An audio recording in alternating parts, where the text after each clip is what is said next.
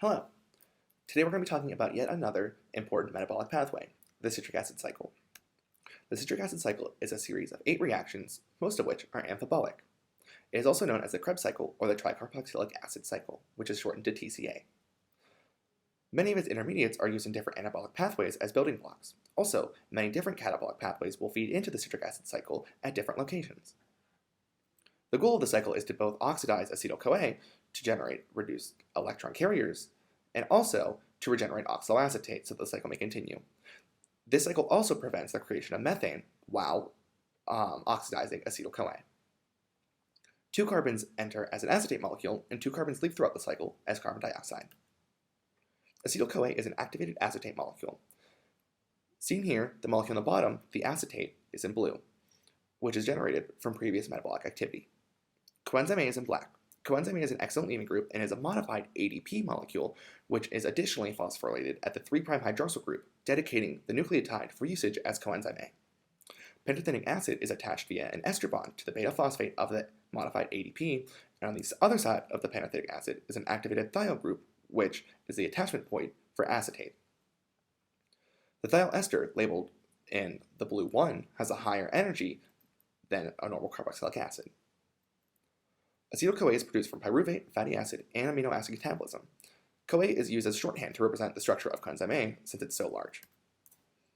Citrate synthase is the first step. Note that this is a synthase, not a synthetase, since ATP is not used in the reaction.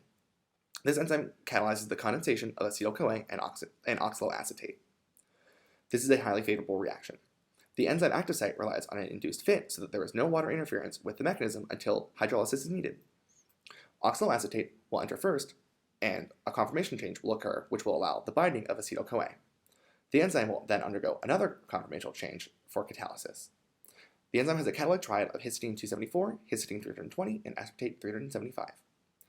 A Claisen condensation mechanism is shown in the bottom left as a comparison, with citrate next to it, also for comparison.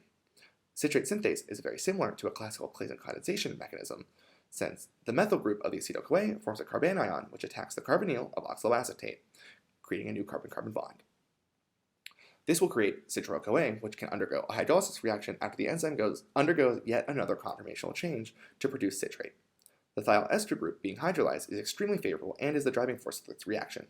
Like I said before, carbon-carbon bonds are extremely difficult to make, but using an excellent leaving group like coenzyme A allows this to happen. So the net reaction for citrate synthase is shown here, where oxaloacetate and acetyl-CoA combine together to form citrate. Water is used to hydrolyze coenzyme A, and a proton is also released. Coenzyme A is then recycled for more creation of acetyl-CoA. Remember that for each glucose molecule catabolized previously, that there are 2 acetyl-CoA molecules made. Therefore, this step will happen twice, as well as every other step in the cycle. Step 2 is aconitase, which is named for the important intermediate cis-aconitase. Cis-aconitase is formed via the dehydration of either citrate or isocitrate.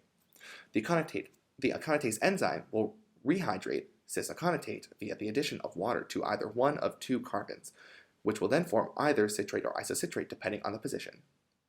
Cis-aconitase does not typically leave the active site due to the coordination of the iron-sulfur clusters, which position the molecules properly and tightly. The clusters are also used as a signal for the rest of the cell to test whenever iron levels are low. While this reaction is in equilibrium, the reaction typically favors the creation of isocitrate due to the low concentration of isocitrate in the cell. The low concentration of isocitrate is due to isocitrate dehydrogenase, the next step. Isocitrate dehydrogenase is the first redox reaction in the cycle, even though the cycle has 4 steps that are redox reactions. There's actually 2 different isoforms of this enzyme in the cell. They're identical reactions except for one is dependent on NAD+, while the other is dependent on NADP+. The enzyme relies on manganese to coordinate these for catalysis. This step is considered an oxidative decarboxylation since the molecule is first oxidized, followed by the decarboxylation of the CO2 leaving group. CO2, like coenzyme A, is an excellent leaving group since it is highly stable. This is what pulls this reaction and the previous reaction forward. The intermediate of this reaction is oxalosuccinate, which is oxidized but has yet to be decarboxylated.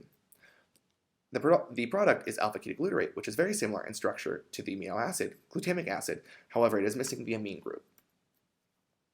The fourth reaction is catalyzed by alpha-ketoglutarate dehydrogenase complex, a set of 3 distinct proteins. This complex is highly similar to pyruvate dehydrogenase complex.